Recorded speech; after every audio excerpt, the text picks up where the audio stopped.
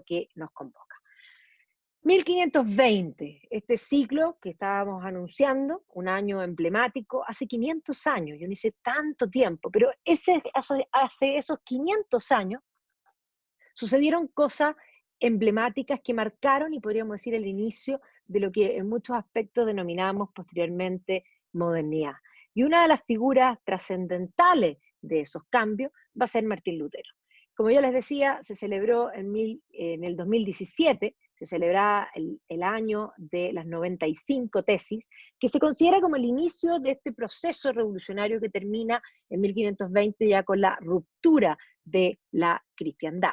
Y eso se celebró a nivel europeo, a nivel mundial, tuvo una edición especial del euro, varias, en el fondo Martín Lutero siempre había estado celebrado y había estado vigente en toda la filacteria, o sea, el año que se cumplieron años de su nacimiento, específicamente el año 83, 1483, o sea, 1983, se hizo ediciones especiales en distintos países, básicamente. Por supuesto, mucho en Alemania, pero no solamente en las dos Alemanias en ese entonces, sino que no solamente en Alemania, sino que en otros lugares también lejanos, que uno dice, bueno, ¿y qué tiene que ver, por ejemplo, no sé, bueno, hasta Estados Unidos, o la República, en el fondo, o Francia, ¿ya? Pero para que vean que Checoslovaquia en ese entonces era Checoslovaquia.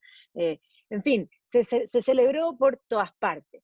Incluso el Vaticano, y esto es bien interesante ver este cambio, ese año hizo una edición donde muestra una de estas caricaturas que vamos a ver hoy día en particular, que muestran en el fondo, son contrarias a la visión de Lutero. También se hizo en algún momento ediciones de estampillas de su mujer, de su madre, o sea, aquí tenemos la familia también recordada. Pero ahora para los 500 años también han salido varias, digamos, ediciones para específicamente el 2017, se hizo toda una nueva edición, y particularmente llama la atención la edición del Vaticano, porque el Vaticano va a optar por elegir en el fondo la piedad ahora de Lutero, en vez de la caricatura, básicamente. Así que también esta reconciliación, podríamos decir, entre el mundo cristiano, la cristiandad fragmentada, que va a pelear constantemente, pareciera ser que en el siglo XXI busca reconciliarse. También hasta Brasil, porque ya eso es como un poco más, podríamos decir, también hizo sus ediciones. Poleras se hicieron para celebrar los 500 años. Salió en el fondo varias ediciones, portadas de revistas, y evidentemente, bueno, también mucho merchandising general, y a mi juicio lo más importante y muy alemán, por supuesto, ediciones de cerveza. Aquí ven que Martín Lutero no tiene una, así que Lutero tiene varios. Ahora que estamos con a modo Miel Gibson, podríamos decir, esto también es parte de esa visión. Juguete, y no solo eso, se hizo una edición en el 2017 de estos personajes históricos de Playmobil, y también Lego sacó una edición de Lutero. Así que, ¿quién es este hombre que produjo esta gran revolución y este quiebre? Lo primero que hay que decir es que Lutero es un hijo de su tiempo, y básicamente él va a ser el primero de un proceso que va a llevar a la fragmentación de la cristiandad. La cultura cristiana occidental que va a surgir después de la caída del Imperio Romano se va a fragmentar, se va a dividir, y no solo eso, sino que se van a sumir en guerras fratricidas que van a envolver a todos los siglos siguientes por largo tiempo, por causas religiosas. Religión y política siempre van a estar vinculados. Voy a retroceder un poco en el tiempo para explicar principalmente estos cambios. Cuando cae el Imperio Romano, básicamente va a surgir esta nueva cultura, la cultura cristiano-occidental, que va a asentarse básicamente en el territorio de lo que definimos como Europa. Y desde Europa se va a extender posteriormente a través de sus distintos procesos de colonialismo y de conquista primero, y luego de colonialismo, por, digamos, distintos lugares de la esfera terrestre, ¿ya? Pero inicialmente es esta cultura europea que se va a entender como una cultura nueva, distinta, y que efectivamente va a surgir a la caída del Imperio Romano, y que va a combinar distintos elementos. Por una parte va a tomar el modo de pensar de ese mundo greco-romano. Nosotros podemos hablar de una unidad entre el mundo greco-romano y en el fondo el mundo griego y el mundo romano, y por eso hablamos de lo greco-romano. ¿Y qué es lo que es ese modo de pensar? Los griegos van a tener una idea genial de que la verdad existe, y no solo que la verdad existe, sino que la verdad existe y se puede alcanzar. Algo que hay que decir que nuestra cultura ha perdido, porque hoy día algunos dirán que la verdad no existe, y otros dirán que la verdad existe, pero que no se puede alcanzar. Pero comprendamos que nuestra cultura, desde su inicio, creía que la verdad existía, y no solo que existía, sino que se podía alcanzar racionalmente. Esto es lo que va a crear lo que se llama el realismo filosófico, que va a venir desde el mundo griego y que se va a exportar, va a entrar dentro del Imperio Romano, esta visión de mundo. Hay una unidad, hay un continuo. Es más, los romanos eran tan prácticos que van a comprender que los griegos ya habían pensado y literalmente van a hacer un buen copy-paste. Y esta visión de mundo, esta visión, esta forma de habitar y de entender el mundo, porque eso es un ordenamiento racional, va a extenderse por todo lo que va a ser el Imperio Romano. Pero esto va a verse afectado por la migración y por las invasiones, básicamente, de grupos germanos que no son, digamos, no eran parte de Roma, estaban fuera de Roma, y además Roma va a haber incorporado el cristianismo y tampoco estos grupos eran cristianos. Pero de estos grupos germanos, Occidente va a heredar principalmente, podríamos decir, la estructura social. Esa es una estructura fragmentada. Es más, las cipes germanas, que eran tribus, no tenían una unidad, tenían distintos jefes y peleaban entre ellos. Bueno, esa fragmentación política se va a manifestar posteriormente en Occidente en el feudalismo. Pero por otro lado vamos a heredar también de ello la visión jurídica. Y cuando decimos la visión jurídica, estas son culturas que no escribían, pero eso no quiere decir que no tenían cultura y que no tenían estructura. Las culturas orales necesitan tener aún más estructura, principalmente porque, como no escriben, tienen que recordar. Y el sistema jurídico que ellos tenían era el sistema de la costumbre, el derecho de la costumbre, donde el jefe no solo era el jefe, guerrero, sino que también era la máxima autoridad de justicia. Y ese derecho de la costumbre va a ser lo primero que se va a aplicar en Occidente, y posteriormente se va a recuperar todo lo que era el derecho romano desde la influencia, podríamos decir, bizantina, y eso se va a combinar y van a coexistir las dos cosas dentro de nuestra cultura occidental. Y estos dos elementos, el modo de pensar y esta estructura social y jurídica, se van a terminar de afirmar y va a ser como de amalgama que va a mezclar estos elementos el cristianismo.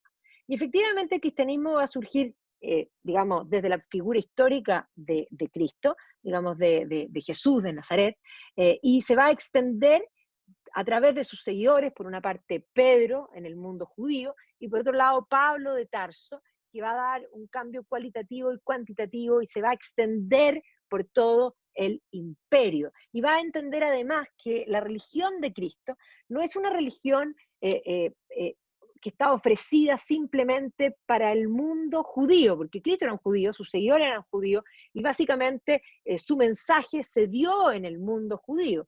Lo que va a entender Pablo es que la salvación es para todos. Y cuando hablamos del cristianismo con salvación para todos, aparece el término católico. La palabra católico significa que la salvación es para todos. Y básicamente con Pablo de Tarso va a cambiar cuantitativamente y cualitativamente el cristianismo. Y Pablo, como ciudadano romano intelectual, porque ninguno de los otros apóstoles era intelectual, va a extender esta nueva religión en las esferas del imperio y va a empezar a desarrollar por primera vez una teología. Y por lo tanto, en los siglos siguientes, el cristianismo va a completar lo que se va a denominar la institución de la fe. Por una parte, Cristo, y por otro lado están los 4 evangelios. El proceso de la creación de los evangelios es un proceso que va a ir desde la muerte de Cristo hasta el siglo IV. ¿ya?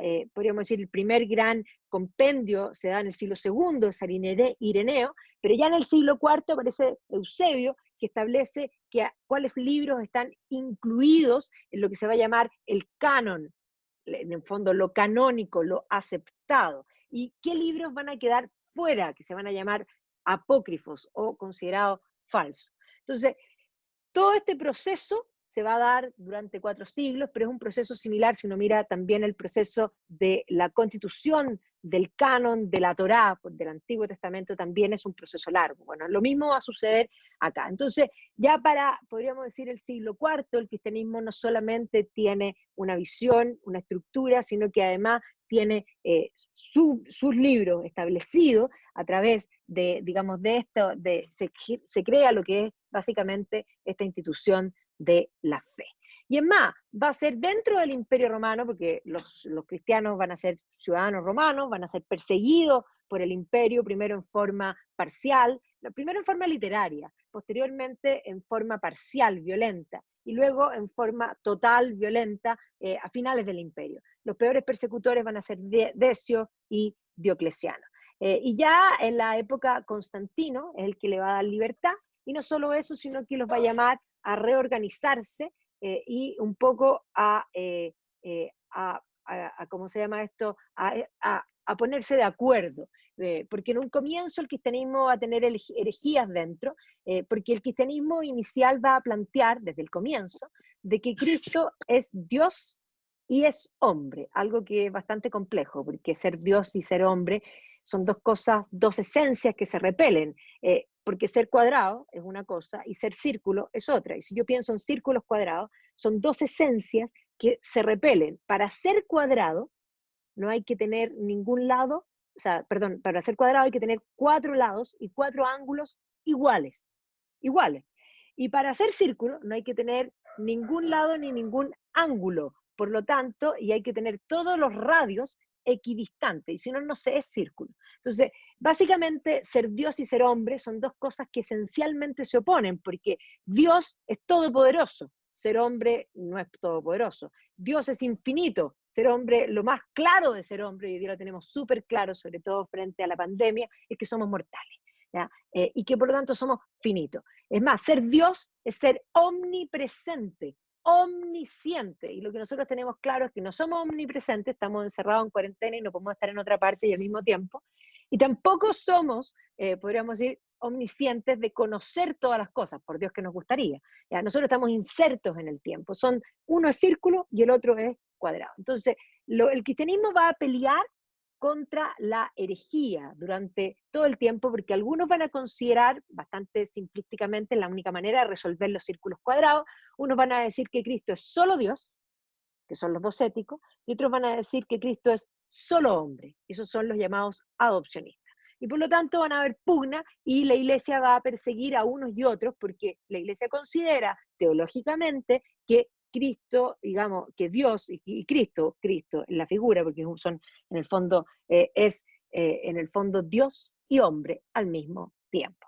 Entonces, el cristianismo inicial va a desarrollar una teología ya más profunda, dentro todavía del imperio. Aquí tenemos a San Agustín de Hipona, ¿ya? Que va a terminar en el fondo convirtiéndose al cristianismo por la acción de San Ambrosio de Milán, y va a ser uno de los que va a desarrollar la gran teología cristiana, y que además va a ser súper importante para Lutero, porque Lutero va a ser posteriormente un monje agustino.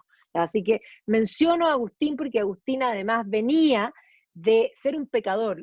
Agustín había sido hereje, había pertenecido a un movimiento que se llamaba los maniqueos, que era un movimiento gnóstico, y los gnósticos son docéticos, consideran que Cristo es solo Dios, porque rechazan lo material, y al rechazar lo material consideran que Dios no se puede haber hecho carne, porque se habría materializado, y por lo tanto consideran que Cristo no es en el fondo hombre, sino que es esencialmente completamente divino. Y son, por una parte, docéticos, pero además creen en la gnosis, en ir aprendiendo, en el fondo, un conocimiento que a través de ese conocimiento logran la salvación. Por lo tanto, los gnósticos son doblemente herejes, porque por una parte consideran que Cristo es solo Dios y no, digamos, y no hombre, y por otro lado consideran que la salvación es para algunos, no para todos. Es para ese club de Toby, de aquellos que consiguen esa gnosis. ¿Ya? Bueno, Agustín era de ellos. Pero Agustín se va a convertir, y Agustín va a tener un problema, porque él había sido un gran pecador. De hecho, en las confesiones, cuando se está convirtiendo, escribe, dice, Dios, dame fe, pero no todavía. Tenía un amante, tenía un hijo, no quería abandonarlo. ¿Ya? Y luego finalmente ya decide y entra, en el fondo se hace, entra a la iglesia y termina siendo arzobispo de Hipona. Ahora, importante, él tiene ese dejo de haber sido pecador. Y Agustín va a tener una visión del hombre torcida. El hombre es un pecador. Él había sido un pecador. Esto es igual que los que fuman. Los que fuman y dejan de fumar, sienten olor a cigarro en todas partes. Bueno, Agustín es un poco eso. Agustín va a sentir esa culpabilidad y por lo tanto él considera que el hombre peca y que si el hombre hace el bien es porque es la gracia divina. Y él va a considerar que el hombre es libre, sí, que el hombre es libre, pero que Dios es el que actúa siempre a través del hombre, a través de la gracia, y por lo tanto cuando el hombre hace el bien es por la gracia divina y Dios actúa a través, en el fondo, del hombre. Entonces ahí se genera un problema porque el hombre es libre, pero si Dios actúa a través, en el fondo, todo el tiempo a través del hombre, bueno, no somos tan libres. Esa idea me interesa ponerla sobre la mesa porque la voy a volver a recoger, voy a tomar ese guante cuando hablemos ya de Lutero.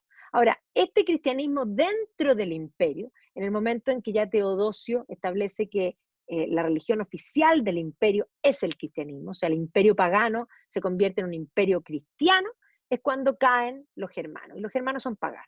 Y por lo tanto se va a iniciar lo que es en el fondo, cristianización de Europa, y eso se va a generar por dos vías, por una vía celta y por una vía romana, que van a haber distintos padres en el fondo de la iglesia que van a ir convirtiendo a estos grupos germanos, y los distintos reinos van a ir finalmente abrazando el cristianismo. Aquí está Meroveo, rey de los merovingios, del reino de los francos, Francia, bautizándose. Y ahí eso es un proceso que van a hacer todos estos reyes temprano. Y en ese momento, ya cuando viene la cristianización, estos tres elementos comienzan a mezclarse, particularmente desde una institución que también se crea a comienzo, digamos, tras la caída del Imperio Romano, que va a ser el monacato. El monacato va a iniciar con Patricio, con sus seguidores, que son monjes irlandeses, pero va a tomar una estructura finalmente con San Benito. O sea, Benito de Nurcia va a entender que hay que dar una regla y por lo tanto unificar los monasterios que eran todos diversos y con distintas reglas, y por lo tanto no se podía hablar de la institución del monacato como una unidad.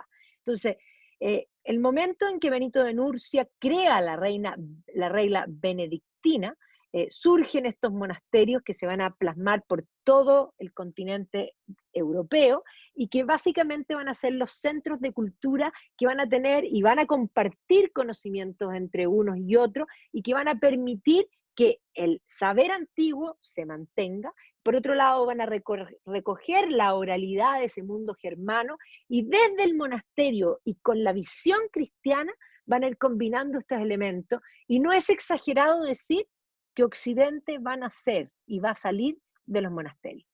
En un mundo que era rural, donde los monasterios además eran rurales, eran economías de autosubsistencia, los pueblos van a surgir en torno a estos monasterios, a estas abadías, y por lo tanto se van a regir por las campanas, y esto va a ir permeando la sociedad, y por lo tanto la cristiandad va a emerger de aquí. Tampoco es exagerado decir que todo el saber antiguo que se va a heredar, ese modo de pensar, se va a deber también a la acción de todos estos monjes que van a tener como idea de que mientras más tú copias un libro, menos posibilidades hay que estos se pierdan. Así que así se va a ir gestando nuestro Occidente, y nuestro Occidente ya se entiende como una cultura distinta, y para el año 800, cuando Carlomagno se corona emperador cristiano. ¿Ya? Y por lo tanto, podríamos decir que ese año, siendo un poco arbitrario el decir que ese año, la coronación de Carlomagno, es el comienzo de Europa. Por eso se considera Carlomagno el padre de Europa. Pero en realidad eso no quiere decir que antes de su coronación ya no había Occidente. Estábamos en un proceso de creación, pero el presentarse como un emperador cristiano demuestra políticamente que nuestra cultura ya se entiende como algo distinto. Y además retoma esa idea de imperio, pero ahora es un imperio cristiano.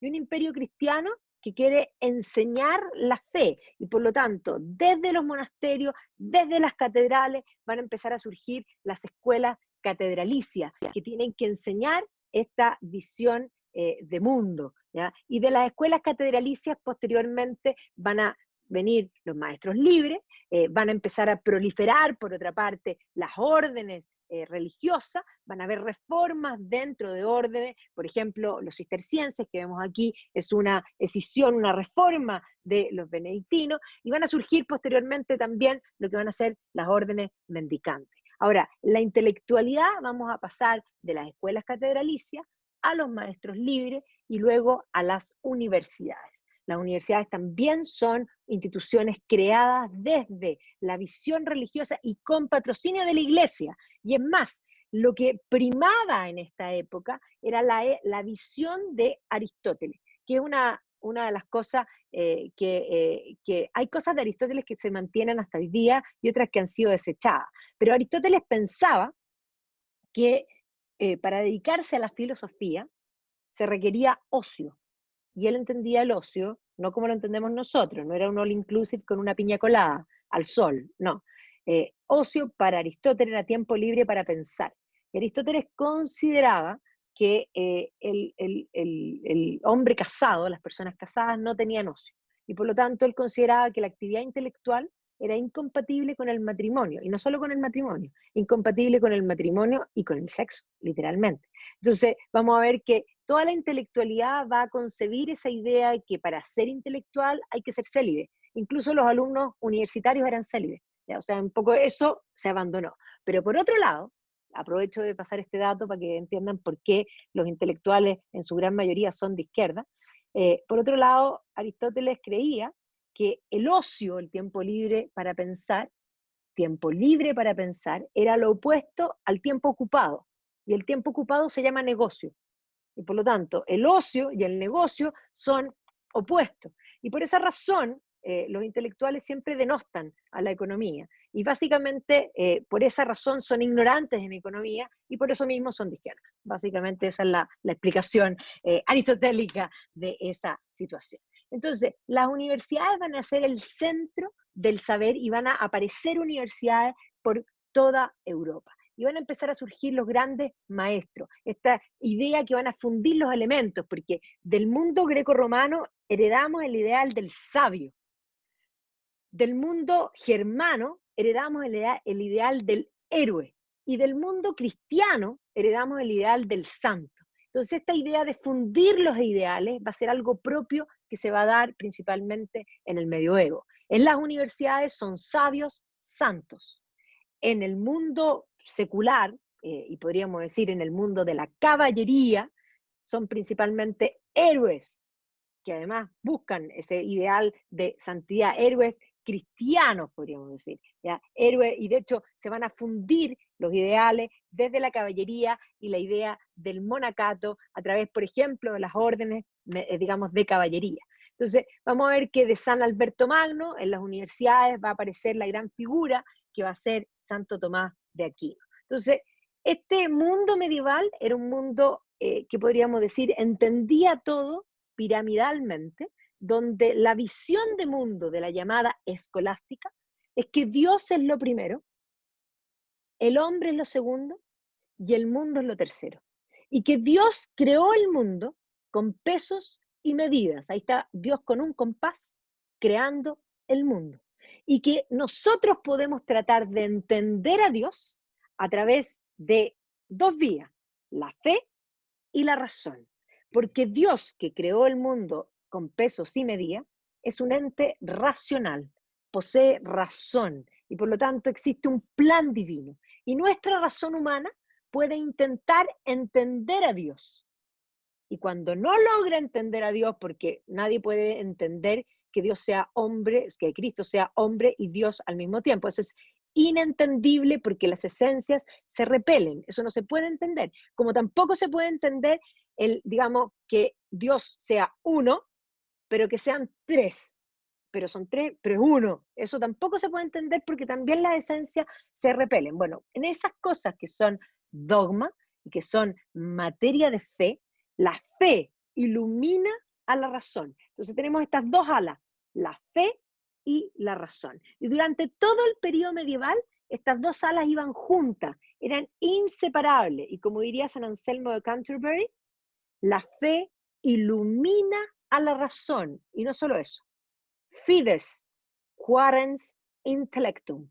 La fe busca al intelecto. Se necesitan, trabajan juntos, son socios y van buscando en el fondo el mismo objetivo, que es lo máximo aspiración del hombre, que es Dios. Y esa máxima aspiración del hombre, que es Dios, se manifiesta incluso arquitectónicamente. Y eso explica el por qué el gótico mira al cielo. Todo mira al cielo. Entonces, esta cultura que era, podríamos decir, simplemente coherente en su modo de pensar y en su modo de vivir, va a empezar a tener ciertas fragmentaciones en el tiempo. Y eso necesito explicarlo para poder presentar a nuestro Lutero. Ya en el siglo XIII, porque hay que decir que cuando se crea el imperio, el concepto del imperio cristiano, el emperador estaba sobre el papa. Y el papa y el emperador van a tener una pugna importante durante todo el medioevo, la llamada querella de las investiduras, es decir, quién tenía que nombrar a los obispos. Y lo que se hacía generalmente es que el emperador mandaba una terna. O sea, elegía 3 personas y el papa elegía entre esos 3. Y entonces eso va a ser una pugna política. Esto es política, por supuesto que es política. Religión sí, pero religión y política han estado siempre unidas. Y básicamente el papado va a pelear contra eso. Y ya para el siglo XIII el papado va a lograr imponerse y va a lograr empezar a roncar.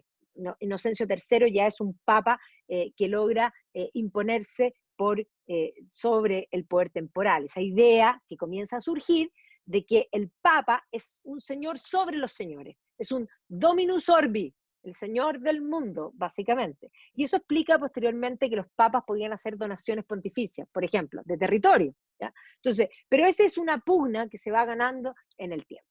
Pero durante el siglo XIII van a haber grandes cambios. Y dentro de los cambios van a surgir las órdenes mendicantes y una figura emblemática va a ser la figura de San Francisco de Asís.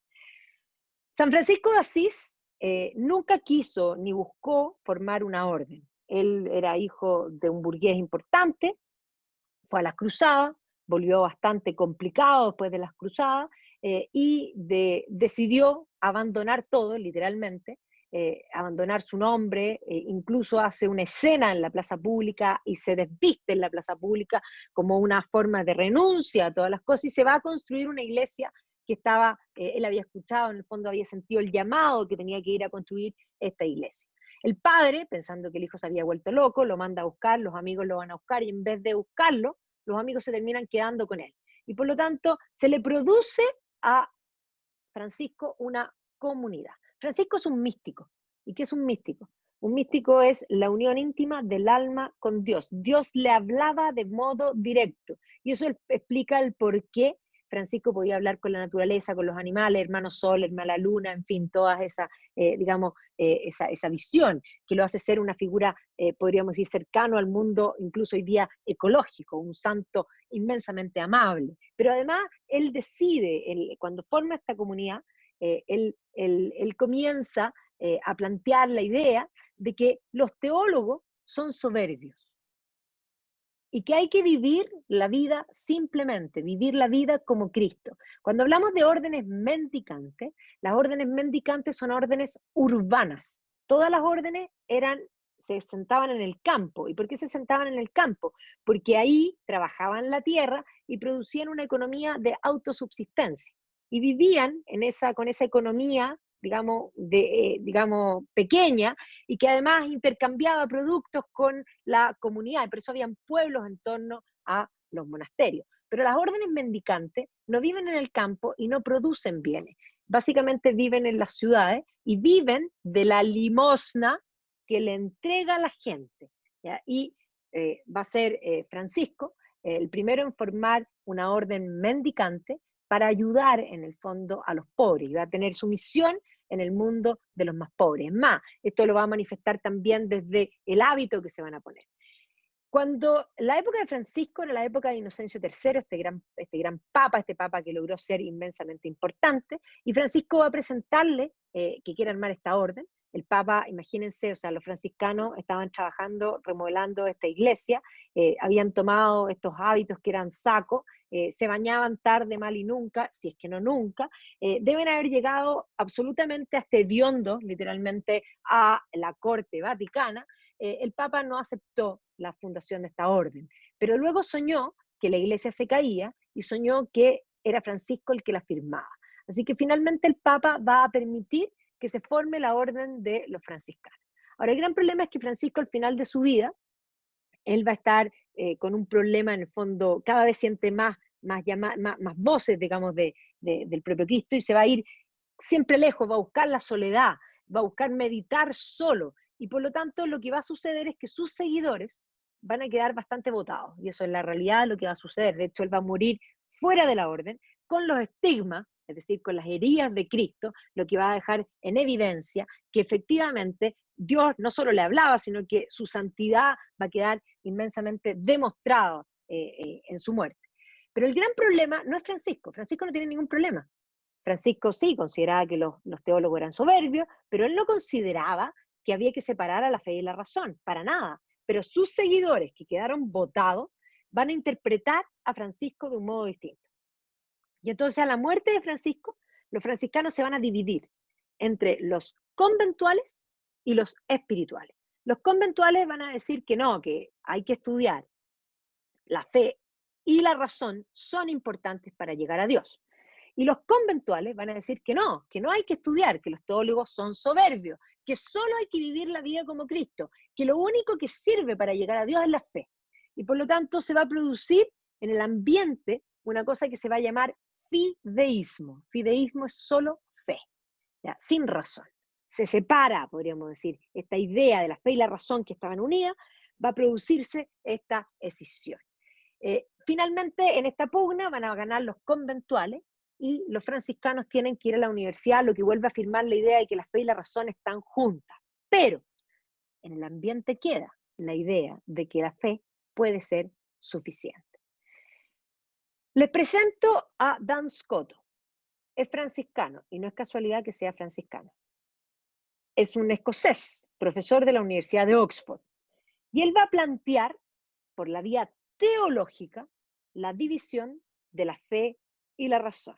¿Qué es lo que va a decir él? Él va a decir que en la visión tradicional se planteaba de que Dios era el logos, Dios es el logos, y como es racional, crea el mundo con pesos y medidas. Bueno, lo que dice Scotto es que Dios no es razón, Dios es voluntad.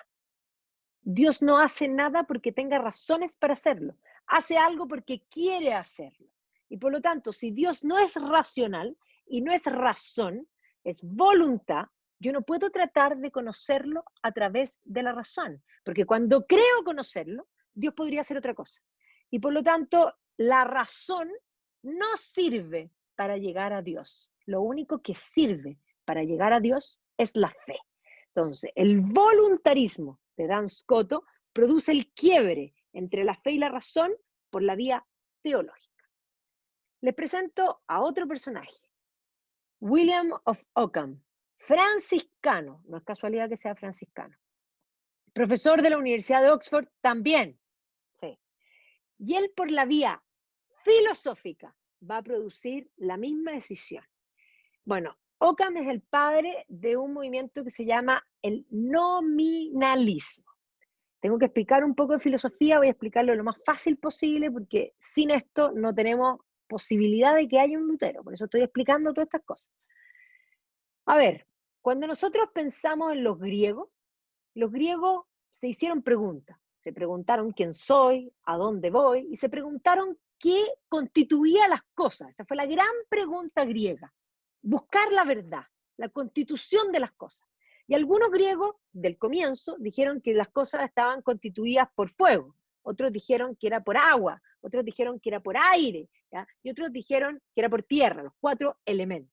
Hasta que llega Parménides. Parménides es un presocrático, antes de Sócrates, que va a plantear que lo que compone las cosas no es ni fuego, ni aire, ni agua, no, no son elementos materiales, sino que es algo inmaterial que lo va a llamar el ser. Cuando nosotros decimos el ser, eso es la esencia, lo que hace que una cosa sea lo que es y no otra cosa. Voy a dar un ejemplo concreto. ¿Ya? Lo esencial es algo que no cambia y que si yo saco parte de la esencia, deja de ser lo que es y pasa a ser otra cosa. Entonces, voy a hacer un ejercicio para que lo entendamos. Si yo digo, ¿es esencial que una silla sea roja? No, los colores no son esenciales, son accidentales. Las cosas tienen esencia y tienen accidentes. Ya, perfecto. ¿Es esencial que una silla sea de madera? No, tampoco. Puede ser de otra cosa. ¿Es esencial que una silla tenga 4 patas? No, tampoco. Podría tener 3 y ser silla. Podría tener una y ser silla. Pero si yo digo, ¿es esencial que una silla tenga respaldo? La respuesta es sí. Porque si yo le saco el respaldo a la silla, no es silla, es piso. Cambió, es otra cosa. Entonces, bueno, esa esencia que intuyen los griegos, Platón la va a llamar idea y va a decir que es la verdadera realidad. El hombre, la silla, la mesa, Platón va a decir que existen en un mundo lejano que se llama el topos uranus, el mundo de las ideas, que es el verdadero mundo. Y nosotros vivimos aquí en sombras. Y cuando nosotros conocemos, recordamos, porque alguna vez vivimos ahí, y su teoría del conocimiento es la teoría de la reminiscencia, recordar para atrás. Aristóteles va a corregir a su maestro y va a decir, no. Las esencias no existen, no hay un lugar, no hay un mundo de las ideas, no hay un lugar donde esté el árbol, la mesa, la silla, en fin, el hombre. ¿Ya? No existe eso, sino que esos son conceptos que existen en la mente. El hombre, como concepto, existe en la mente. Las palabras son conceptos. Cuando nosotros hablamos en concepto. Y si yo digo árbol, ustedes están imaginando un árbol. Independiente que el árbol de uno sea un pino, que el otro sea un alerce, que el otro sea un roble. ¿Ya? Todos son árboles. Independiente de que sean, ni siquiera cuando digo roble, porque el roble son todos los robles, sino que ese roble que está ahí, eso es un individual, pero las palabras son, en el fondo, concepto. Perfecto. Explicado eso, ¿qué dice el señor Occam? El señor Occam dice que los universales, las esencias, esto que hablamos, estos conceptos, no existen ni en la realidad, como decía Platón, ni en la mente, como decía Aristóteles. No existen, no tienen existencia real. Son, él dice, flatus vocis. La palabra flatus en latín es vacío. Voces vacías, son voces vacías. Lo único que existe es esta silla, esa silla, los individuales, no existen las esencias. Esos son solamente formas para poder entender. E igual como si yo fuera a una biblioteca y dijera historia, y ahí están los libros de historia. ¿Ya? Pero son para poder explicar, pero no tienen existencia real. Perfecto. Esto que suena súper venial es un problema, teológicamente un problema. Porque ¿qué es Dios? Dios es un particular, vino hoy día a la mañana, igual que esta silla, así concreto, miren la silla donde están sentados cada uno, vino hoy día a la mañana y les dijo, hola, qué gusto de conocerlo, soy Dios, ¿no? Dios no se nos aparece a los sentidos, Dios es una esencia. Y el concepto de Dios es un concepto que hasta un ateo comprende. Dios es un concepto que implica creador, omnipresente, omnipotente, en fin. Si Dios existiese, incluso para aquellos que no creen, sería eso. Es un concepto. ¿Ya? Cuando yo digo que es una silla, bueno, es un mueble que, independiente y ahí, y en el fondo, que es, el rigor es para sentarse. Entonces, pero es un mueble. ¿Ya? ¿Qué es una vaca? Es un animal.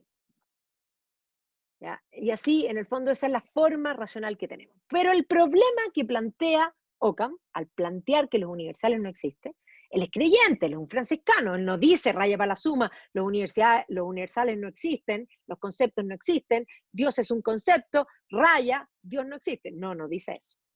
Él dice, los universales no existen, son flatus vocis, solo existe lo individual. Bueno, ¿y qué pasa con Dios? Bueno, es que a Dios solo se llega por la fe. Entonces, básicamente, en los dos casos, la fe y la razón que estaban de la mano, se van a dividir, se van a fragmentar. Y la fe va a estar de moda porque esta gente es creyente y considera que Dios es lo más importante. Y por lo tanto, si la única vía para llegar a Dios ahora es la fe y la razón no sirve, la razón queda out y la fe queda absolutamente in. ¿Qué sucede de forma inmediata después de esto? Aparece este personaje que está aquí, John Wycliffe. John Wycliffe es un inglés, no es franciscano, pero sí es profesor de la Universidad de Oxford. Y John Wycliffe va a decir que la verdadera iglesia es la iglesia de los salvados.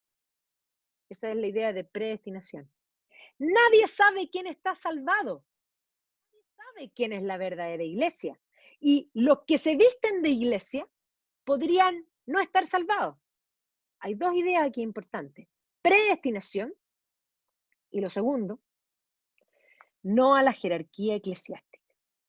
Ahora, John Wycliffe habla esto en la Universidad de Oxford. John Wycliffe además habla de la libre interpretación de las escrituras y traduce la Biblia al inglés en un manuscrito. Pero John Wycliffe muere de viejo en su cama. ¿Por qué? Porque escribe para un ámbito universitario y habla para un ámbito universitario y no hace promoción ni propaganda y no genera la reforma. Pero básicamente las ideas de Wycliffe son las ideas de Lutero. O sea, Lutero es un wycliffiano, podríamos decir. Es un ocamiano. Entonces, efectivamente estas ideas estaban dando vuelta. Wycliffe es el primero. El segundo va a ser Jan Hus, que es un checo, que va a decir tal y cual, la verdadera iglesia es la iglesia de los salvados. O sea, niega el libre albedrío, establece la predestinación. Además, niega la jerarquía eclesiástica porque dice que los que se visten de iglesia podrían no estarlo, y además cree que hay ciertos signos de salvación y que la gente salvada se tiene que alejar de la chusma. Y él, como pueden ver, no murió de viejo en su cama. Va a ser convocado al concilio de Constanza. Le va a mandar, súper importante por lo que voy a contar después, el emperador del Sacro Imperio Romano Germánico, que era Segismundo, le va a mandar un salvoconducto para que vaya a testificar y para que salga. Sin embargo, va a entrar, pero no va a salir. O más bien, va a salir quemado en la hoguera. Va a ser quemado por hereje. Así que en pocos años, la diferencia entre Wycliffe, que murió de viejo en su cama, y Hus, que murió quemado como hereje, es que estas ideas comenzaron a circular y de alguna manera empezaron a ser más peligrosas. Esta es la Plaza Zaremezzo, en Praga, y ahí está Jan Hus. Y es más, rápidamente van a estallar las primeras guerras de religión, van a ser estos movimientos husitas, como se llaman. Y efectivamente las guerras husitas van a provocar esto que ven aquí. Entre esa iglesia preciosa que está en la Plaza Zaremezzo y estas casas preciosas también que están en la Plaza Zaremezzo, entre las casas y la iglesia no hay calle. Para entrar a la iglesia hay que entrar por las casas. Eso muestra el nivel de beligerancia que hubo en las guerras de religión, al punto de que le tapiaron la entrada de la iglesia poniéndole las casas. Entonces, ya el siglo XIV va a ser un siglo muy complejo, porque además a todo esto hay que sumarle el cisma de la iglesia. La iglesia va a llegar un minuto a tener primero dos papas. Primero el papa se va a ir a vivir a Aviñón, por injerencia del rey de Francia. Luego el papa va a volver a Roma, va a haber una elección de papa que van a presionar, va a haber coacción, y va a haber una segunda elección, y con lo que va a culminar un papa en Roma y un papa en Aviñón. Va a llegar un minuto que van a haber 3 papas. Y es más, lo que se va a plantear en este periodo es que mientras no se solucione el cisma de la iglesia, las puertas del cielo están cerradas. Y esto es la época de la peste negra, además. La peste negra va a atacar en 1348-49, va a infectar y va a matar a la mitad de la población de Europa. Y además el rumor era que las puertas del cielo están cerradas, o sea, se están muriendo como moscas, y uno entraba, para que se lo imaginen así, entra al cielo y sacaba ahí el número, y literalmente estaban atendiendo al 2, y tu número era el 1480, y si no es que era el 10.840. O sea, para que se hagan una idea de la angustia existencial que podía tener un hombre en esta época que cree que lo más importante es la otra vida, si además te cerraron las puertas del cielo y se están muriendo como moscas? O sea, el siglo XIV es un siglo que va a sentir una angustia existencial tremenda. La peste va a infectar a todos, democráticamente, mujeres, niños, poderosos, no, digamos, sin poder, da lo mismo. Es más, va a permear todo, va a permear el arte, va a permear la sociedad, va a ser representada triunfante con la guadaña, llevándose a todo, a la que ayer era linda, ahora ya no. Es más, van a surgir todo este tipo de humanos de los flagelantes que tratan de explicarse y autocastigarse, porque la única explicación posible a la peste es que es un castigo de Dios.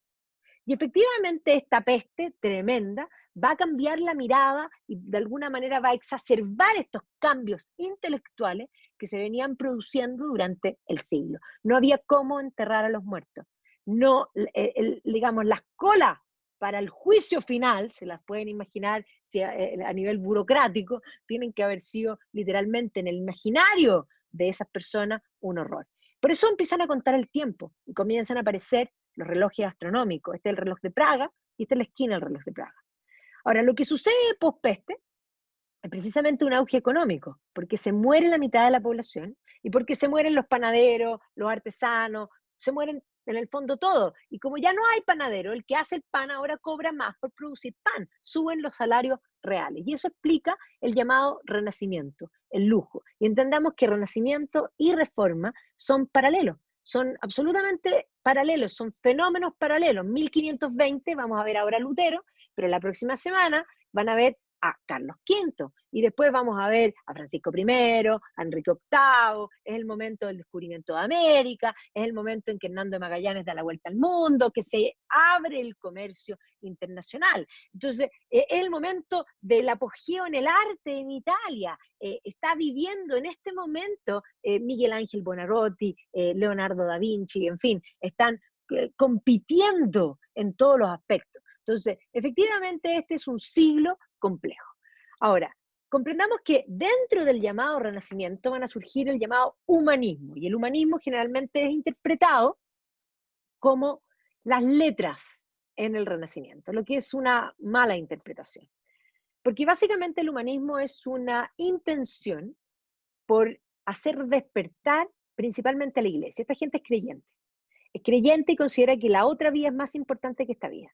Y estos intelectuales están preocupados porque en el siglo XIV la iglesia va a tener la peor crisis de su historia, peor que hoy día, mucho peor que hoy día. ¿Y por qué mucho peor que hoy día? Básicamente porque la peste negra mató a todo el mundo, pero también mató a los sacerdotes y a los monjes. Y la iglesia se quedó sin gente. ¿Y qué hicieron? Salieron a buscar gente donde la encontraran y metieron para adentro a muchas personas que no tenían vocación. Entonces, la iglesia era literalmente, y comillas, lo digo así, tal y cual, un puterío, eso era. ¿Ya? Había de todo, por supuesto, como siempre ha habido en la historia, habían curas muy buenos, pero también habían muchos que no tenían ninguna intención de ser cura y que les había tocado, y que evidentemente, es más, este es el periodo que podemos pensar también, incluso si uno piensa en la familia Borgia, papas, en el fondo con hijos, en fin, la iglesia estaba en una crisis tremenda, y los humanistas van a tratar de hacer despertar a la iglesia. Y el príncipe humanista es precisamente Erasmo de Rotterdam, y Erasmo de Rotterdam va a criticar a la iglesia abiertamente. Él era la persona pública más importante de su tiempo y se va a dedicar a pegarle a la iglesia, a darle a la iglesia, incluso va a escribir el elogio a la locura. Él disfraza la locura de bufón, la pone en la plaza y la locura pela, eso es. ¿Y a quién pela? A la iglesia. ¿Ya? Los locos y los niños no mienten. Y dice la verdad. Y no solo eso, escribe otro libro que se llama Julio excluido. ¿Y quién es Julio? Julio el Papa. ¿Y excluido de qué? De la salvación.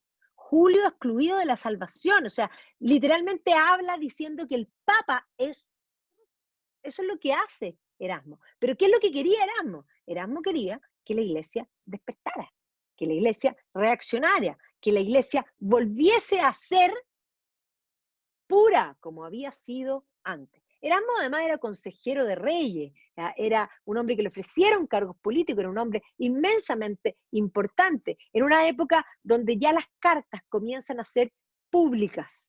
empieza a existir esta llamada República de las Cartas, donde las intelectualidades conversan ya en este concepto que se va a ir generando desde aquí hacia adelante. Y en algún momento recibe una carta de un monje de Wittenberg, un pueblo en Alemania, un tal Martín Lutero. A Martín Lutero no lo conocía nadie. A Erasmo de Rotterdam lo conocía todo el mundo. Y efectivamente Lutero le dice que le encuentra toda la razón. Y Erasmo le contesta. Lutero no se había lavado las manos cuando vio que me contestó Erasmo de Rotterdam. No lo había podido creer. Es más, estuvieron de acuerdo, pelando a la iglesia, literalmente. Hasta que en un minuto, ya cuando Lutero agarra vuelo, Lutero va a escribir un libro que se llama De Severo Arbitrio, donde va a decir que estamos predestinados. Y ahí Erasmo despierta, le cae el alcachofazo.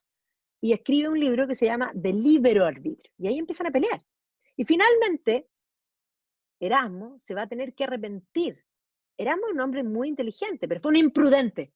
Siempre se dice que Erasmo puso el huevo y que Lutero lo empolló. Erasmo quería que la iglesia despertara, pero por despertarla, lo único que hizo fue lo que hacen muchos, criticar, sin proponer. Porque muchos critican, pero no proponen. Eso no sirve de nada. Y básicamente lo único que hace, imprudentemente, siendo lo importante que era, es poner la idea de que la iglesia está mal y que hay que quebrarla. Y eso es lo que va a suceder con Lutero. Entonces, Erasmo puso el huevo y Lutero lo empolló. ¿Y quién era Lutero? Bueno, Lutero había nacido en Eisleben, en un pequeño, digamos, una ciudad alemana. Está en Eisleben, tiene su escultura, evidentemente, de una familia burguesa que había logrado una cierta posición económica, habían tenido que ver con temas de la minería. Este es el padre y la madre, porque cuando ya Lutero es famoso, vamos a ver que va a tener amigos, artistas que lo van a pintar a él y también van a pintar a su familia, por eso también pintan a la madre y al padre, no es que nadie habría pintado de otro modo a los padres de Lutero. Y efectivamente él va a tener una buena educación, va a estudiar en Mansfeld, aquí está la ciudad de Mansfeld donde va a estudiar, ¿ya? Y posteriormente va a estudiar en Magdeburgo, efectivamente va a recibir una educación. Su padre quería que fuera abogado, y quería que fuera abogado porque ellos habían logrado una posición social importante. Esta era la casa de Lutero, o sea, la casa de Lutero era una casa de una posición social bastante bien avenida, pero el padre lo que quería, ya habían logrado la posición económica, lo que quería es que el hijo estudiara Derecho para que consiguiera un cargo público y que a través del cargo público pudiese ennoblecerse. Las formas de ennoblecerse era o por sangre, cuando los nobles generan nobles, pero por otro se puede ennoblecer por toga. Los cargos dan nobleza. Y por lo tanto, la mejor forma de ascenso social era estudiar Derecho. ¿Ya? Y por lo tanto va a estudiar Derecho en la Universidad de Erfurt, esta es la ciudad de Erfurt, y aquí, mientras estudia Derecho, va a ser alumno de Gabriel Bill. Gabriel Bill había sido alumno de Guillermo de Ockham. Así que Lutero, universitario, va a recibir precisamente las aguas que yo les describí. Esa idea de Ockham, que los universales no existen, que Dios es un universal y que por lo tanto la razón no sirve para llegar a Dios y solo la fe sirve para llegar a Dios. Y Lutero además va a tener otro problema. Lutero en el fondo no quería ser abogado. Lutero quería, en el fondo era alguien que estaba muy preocupado de su salvación, era un hombre muy piadoso, y se preguntaba constantemente si él era digno de salvarse o no. Era un buen hijo, era obediente, y sin embargo él consideraba que tal vez no era suficiente. Y es más, estudia Derecho. Cuando termina de estudiar Derecho, el padre le regala un Corpus Juris, le regala un libro. Para la época, regalar un libro, los libros recién habían iniciado la imprenta, los libros eran un bien carísimo, era como que te regalaran un auto hoy día, después de egresar. Le regala un libro, le regala un Corpus Juris, y está inmensamente feliz. Por fin Martín va a ser más que él. Eso es lo que buscan los padres, que los hijos tengan, ojalá, mejor situación que ellos mismos, ir superando de alguna manera las cosas. Y aquí se cuenta una historia que Martín, de hecho, había sufrido porque en varias oportunidades había habido brotes de peste. Después de la gran bote de la peste negra siempre hubo brotes permanentes. Varios de sus amigos murieron por la peste, por lo que él va a sentir que la vida es frágil y eso de alguna manera lo va a llevar a plantearse más todavía este problema respecto a si me salvaré o no me salvaré. Y aquí hay una doble historia. Unos dicen que Lutero venía caminando en la noche con un amigo por el bosque. Otras versiones dicen que Lutero venía solo. Ya, son las dos versiones, pero en las dos versiones, Lutero venía caminando por el bosque cuando comenzaron a caer los rayos. Y Lutero temió por su vida y se arrodilló y se puso a rezar y le prometió a Dios que si se salvaba, él iba a hacerse monje. Ya, en la versión que venía con el amigo es más radical todavía, porque venían caminando juntos y habría caído el rayo sobre el amigo y el amigo habría muerto fulminado, ahí, delante de Lutero. Y eso habría llevado a Lutero a decidir renunciar, ya era abogado, ya se había recibido, y haberse decidido finalmente a convertirse en monje.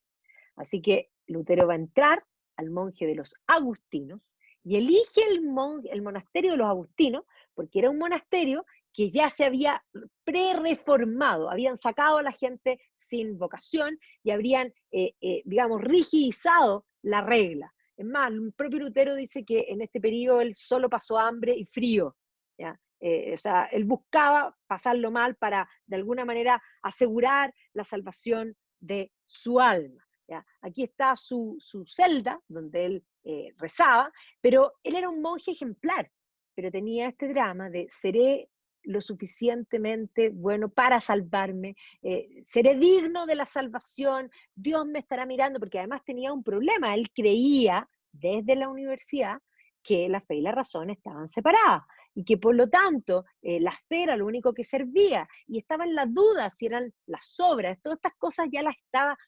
juntando en su cabeza. Y a pesar de que era un monje ejemplar, estaba siempre torturado. Hoy día dirían los psicólogos de la historia que tenía literalmente un delirio de persecución, un delirio de no saberse digno, de ser más estricto de lo que corresponde con su propia persona.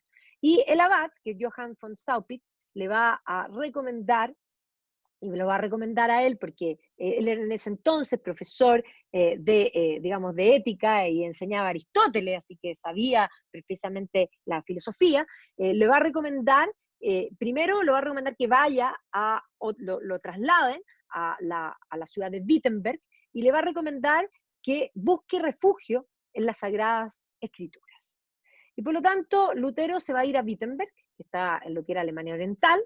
Aquí está la ciudad de Wittenberg, así era en esta época, y aquí vemos varias ilustraciones, y que efectivamente no se ve muy distinta de cómo se ve en el fondo hoy día, ¿ya? Y aquí va a llegar a Wittenberg y va a empezar a enseñar en la universidad ética, básicamente, y va a abocarse al estudio de la Sagrada Escritura.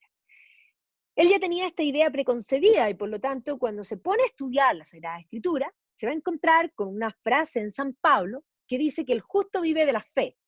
Y esto es igual que el periodista. Los periodistas muchas veces toman una frase, sacan un pedazo y ponen el título. Y el entrevistado dice, yo no dije eso. Básicamente San Pablo dice eso, pero no dice solo eso. No dice que el justo vive de la fe y que la razón no sirve. San Pablo es un personaje que cree en la unión de la fe y la razón. Sin embargo, Lutero va a tomar el justo vive de la fe y va a decir, bien, esto me ilumina con algo que yo ya creo. Él ya creía en algo, solamente estaba buscando afirmar sus ideas. Y precisamente seguía con la idea de que tal vez no era suficiente, se va a convertir incluso en doctor en Sagrada Escritura, y eso explica el por qué los luteranos generalmente son muy atados a la escritura y recitan, en el fondo, la Biblia de memoria. ¿Ya? Los católicos, a diferencia, conocemos la Biblia, pero no sabemos decir algo textual. Es más, cuando uno conversa con luteranos, te dicen en el versículo tanto, y te dicen la frase textual. Bueno, eso es un dejo de la visión desde Lutero. Ahora, Lutero seguía, a pesar de todo esto y de sus conocimientos y de ser súper buen profesor, él va, y de ser un muy buen monje, va a tener este drama, si me salvaré o no. Y el prior de la orden le recomienda que por qué no va de peregrinación a Roma. Vaya de peregrinación a Roma para que calme el alma.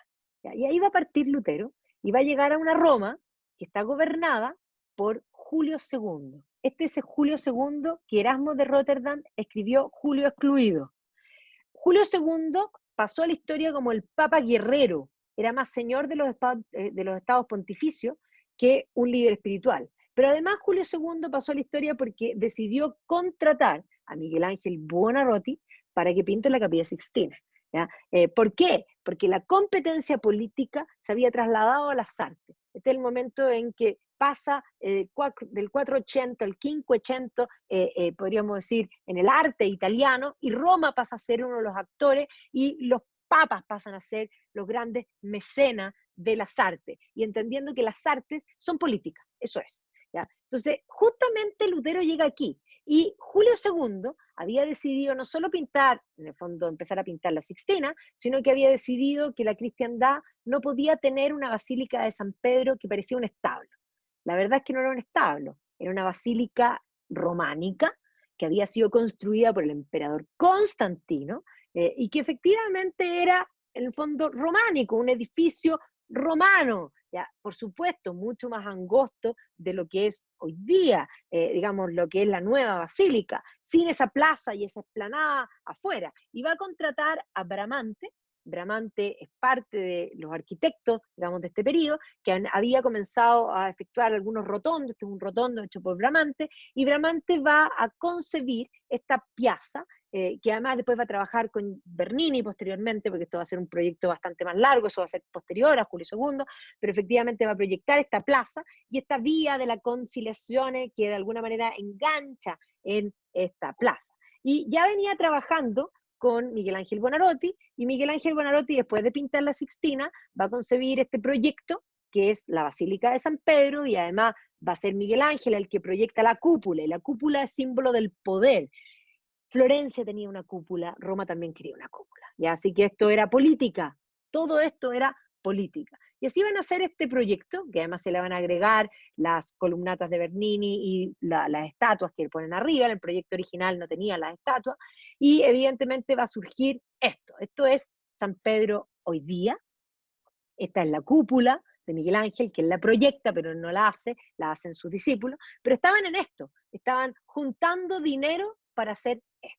Así que Lutero llega precisamente aquí, cuando además se necesita hacer, la iglesia está haciendo un fundraising importante para poder construir este proyecto que barato no es, tengámoslo bien claro, o sea, los costos son altísimos. Y justamente era un año de indulgencias. ¿Qué son las indulgencias? Las indulgencias son, podríamos decir, momentos que se dan dentro de la iglesia, en ciertas circunstancias, podríamos decir, ciertos momentos eclesiásticos, teniendo fe, por supuesto, primero, se puede hacer una serie de actos devocionales para poder borrar, y voy a usar el término en fácil, la lista de los pecados. Los pecados tienen dos cosas. Cuando uno peca, se producen dos cosas, la pena y la culpa. Y básicamente cuando uno se confiesa, uno borra una de esas, pero en el alma, podríamos decir, queda esa lista de las cosas que hiciste, que se te perdonaron y que tú te arrepentiste y que tú pediste perdón y que seguiste haciendo tu vida. Ahora, esa lista es la que cuando llega el momento del juicio final, Cristo va a abrir y va a decir, cuando tuve hambre, no me diste de comer. Esa es esa lista. Entonces, las indulgencias plenarias son estas instancias eclesiásticas que permiten, haciendo ciertos actos devocionales, borrar la lista, para ti o para alguien. Uno las puede hacer por uno o por otra alma. Ya, generalmente uno las hace por otra alma porque es un poco egoísta hacerlas por uno mismo, pero básicamente es asegurarle el paso, agilizarle el paso al cielo a alguien que uno quiere. Entonces las indulgencias se dan en ciertos momentos dentro de lo que es, en el fondo, el calendario eclesiástico, no son abiertas todo el tiempo. Pero precisamente cuando Lutero llega, en Roma están abiertas las indulgencias no implican pago, pero se pedía, de alguna manera, una colaboración, más que mal te estaban limpiando el alma. Y ahí la gente, de alguna forma, daba los donativos para este proyecto tan importante de la construcción de San Pedro. Además, el Papa necesitaba mucha plata y por lo tanto no bastaba con reclutar ahí mismo, sino que iba a mandar, iba a usar la estructura de la iglesia para ofrecer indulgencia en distintos lugares y obviamente pidiendo que colaboración económica. ¿Ya? Y va a mandar para Alemania a un enviado que va a ser Johann Tetzel, y precisamente Lutero, que cuando llega a Roma, Lutero ya veía las cosas distintas, y esto fue la gota que rebalsó el vaso, donde ya no pudo más, y cuando vuelve ve que en Alemania hay enviados de Roma usando este instrumento oneroso que él considera que son las indulgencias, y de algún modo él comienza, vamos a ver, a plasmar esta idea de que el papado, la iglesia, es el anticristo. Y en esta puerta de la catedral de Wittenberg, Lutero va a clavar sus 95 tesis contra las indulgencias plenarias. ¿Ya? Esto que se ve aquí como el gran acto romántico, es decir, Lutero clavando las 95 tesis, siempre se presenta románticamente, porque esto no es más que romanticismo, porque no es la verdad, románticamente como el inicio de la reforma. Y por eso se celebran los 500 años con ese momento, el 31 de octubre, básicamente, de 1517. Pero si eso hubiese sido así, o hubiese sido, yo no pongo en duda que él haya puesto las 95 tesis en la puerta. Lo único que yo digo es que eso no fue solo así. Lutero nace después de la invención de la imprenta. Y Lutero va a ser un hijo de la imprenta. Lutero va a entender el poder de la imprenta y va a usar la imprenta. Johannes Gutenberg inventa la imprenta precisamente durante y después de la peste negra, porque se había muerto toda la gente que copiaba los libros también, y por lo tanto era necesario crear instrumentos distintos, artefactos, para suplir la falta de mano de obra. Combina los tipos móviles, ¿no es cierto?, con las prensas del vino, y va a surgir este invento que va a ser la imprenta. Y se produce esta revolución en las ideas. Lutero va a imprimir primero una Ars Grammatica y posteriormente Biblia en vellum. Hasta ese entonces los libros eran hechos en vellum, que era un cabrito, era un cuerito, ¿ya? Pero también se inventa el papel. En ese minuto, o más bien llega el invento del papel a Occidente, y por lo tanto comienza a imprimir ahora en papel, y por lo tanto se produce esta revolución que yo llamo la revolución de las ideas. Y las imprentas van a empezar a proliferar en todas partes y van a empezar a competir. Aldus Manutius es un impresor veneciano que además va a tomar las obras antiguas, va a crear esta letra que se llama la letra antica, y con esta letra antica va a empezar a publicar muchos libros con muchos contenidos. Eso explica el por qué el propio Lutero recibe un corpus juris cuando se gradúa de la universidad. Los libros están dispuestos por primera vez. Ahora, estas son las imprentas en Europa, en los llamados incunables. Los incunables son los libros antes de 1500. ¿Ya? Lutero va a romper con la iglesia en 1520. En 1517, o sea, estamos posterior a los incunables. O sea, este es un proceso de revolución que venía, de hecho, de antes. Aquí vemos cómo se reparten los incunables por región. Alemania va a ser importante y va a tener que ver con el proceso de la reforma, y básicamente vamos a ver que la revolución de las ideas va a tener que ver no solo con la invención de la imprenta, sino que con Lutero. ¿Ya? La revolución de las ideas va a establecer libros disponibles, pero va a ser la reforma luterana la que va a llamar a la libre interpretación de las escrituras, con lo que se va a tener por primera vez una masa lectora. No sirve que hayan libros disponibles si la gente no sabe leer. Y todavía para la época de Lutero eran pocos los que sabían leer, y por lo tanto Lutero sabe muy bien que eso es así. Lutero usó la imprenta, y no solo usó la imprenta escrita sí, pero además usó las ilustraciones, porque sabía que la mayoría de la gente no leía, y a través de las ilustraciones pudo de alguna manera explicar en forma fácil, usando el arte, sus ideas y generar la reforma. Lutero no solamente clavó las 95 tesis en la puerta de Wittenberg, sino que las imprimió, y no solo las imprimió, las circuló, y no solo las circuló, sino que hizo ilustrar cada una de las ideas y poder diseminar esto en una masa de gente que no sabía leer ni escribir. Así que esta idea de que solo clavó las 95 tesis y inició la reforma no es real. Lutero es el primer hombre que hace propaganda.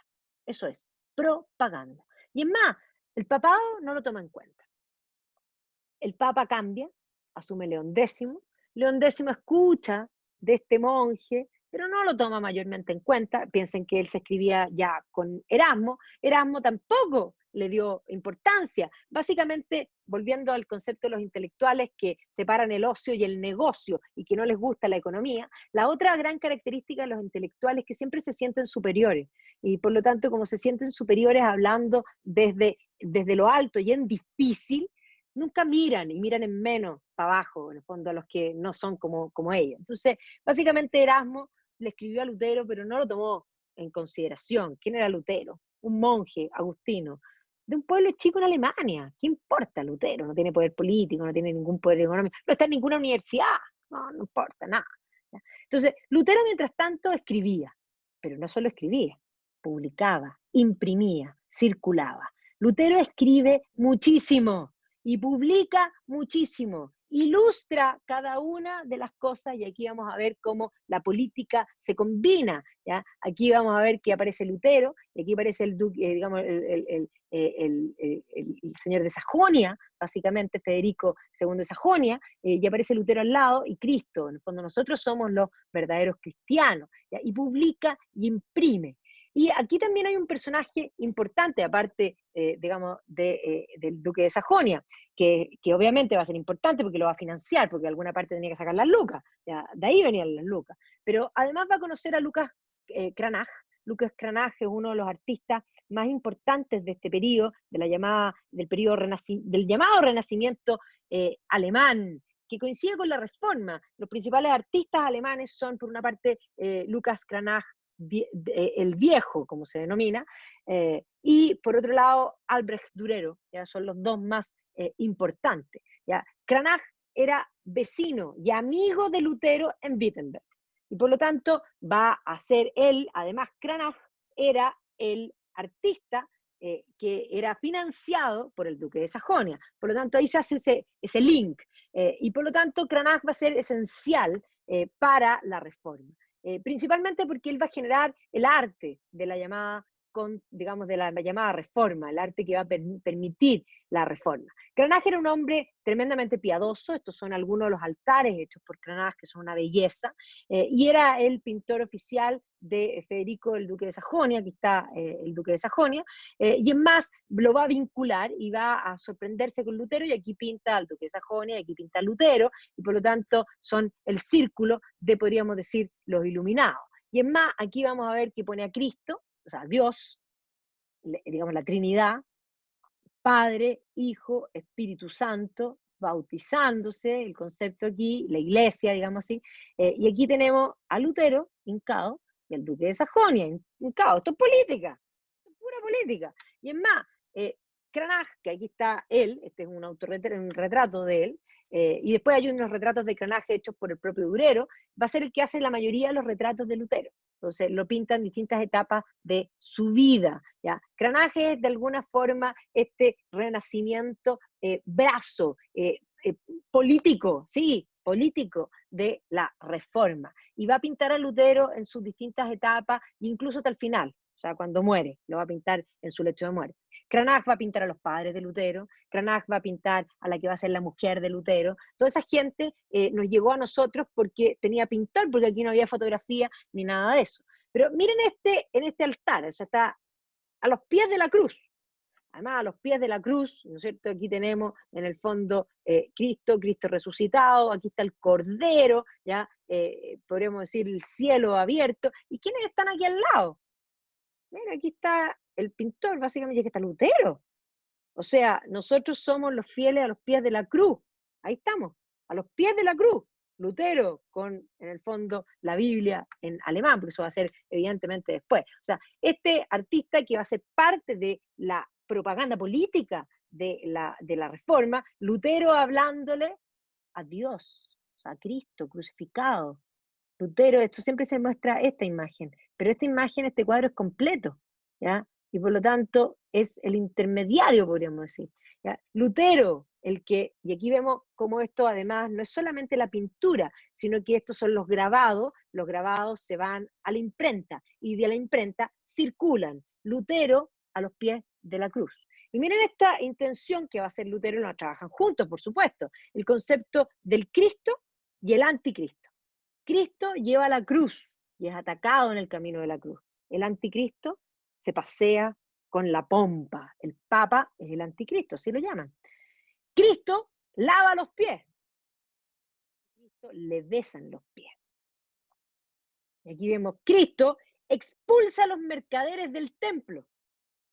Cristo usa el templo para vender indulgencia.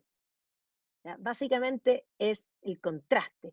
¿Ya? A Cristo lo golpearon, ¿ya? A este otro lo visten. Básicamente es esa idea del Cristo y el anticristo, ¿ya? Y además van a usar una serie de ilustraciones para aquí, si nosotros vemos aquí, está Dios, ¿ya? Aquí está evidentemente los salvados, ¿ya? Digamos, el pecado, la persecución de la muerte, el paraíso terrenal, todas estas imágenes que hoy día nosotros las podemos interpretar si empezamos a analizar las distintas cosas. La gente de la época que no sabía leer, lo que sí sabía muchísimo era de simbología. Los símbolos estaban en todas partes. Es más, cuando veían a los distintos animales, en el fondo los tetramorfos, como se llaman los evangelistas, bastaba que vieran a un toro y sabían perfectamente qué eso significaba, en el fondo, Marcos. ¿Ya? Y así, en fin, cada uno tenía su símbolo. Entonces aquí vemos también todas estas ilustraciones que evidentemente muestran a Lutero predicando, ya predicando la verdad, y ojalá sus palabras son las que van por el Espíritu Santo, por el Cordero, hacia Dios, ¿ya? Mientras aquí abajo están pasando otras cosas. Entonces, Lutero está hablando en contra de las distintas cosas, Dios está contento. O sea, básicamente esto cuenta una historia para mucha gente que no sabía leer. Lutero es el que llama en el fondo a este camino, mientras que, por otro lado, miren aquí los que están condenados, si empezamos a ver, nos vamos a encontrar con los sombreros del Papa. El Papa está en el infierno, literalmente. ¿Qué es la iglesia? Un monstruo de 1000 cabezas.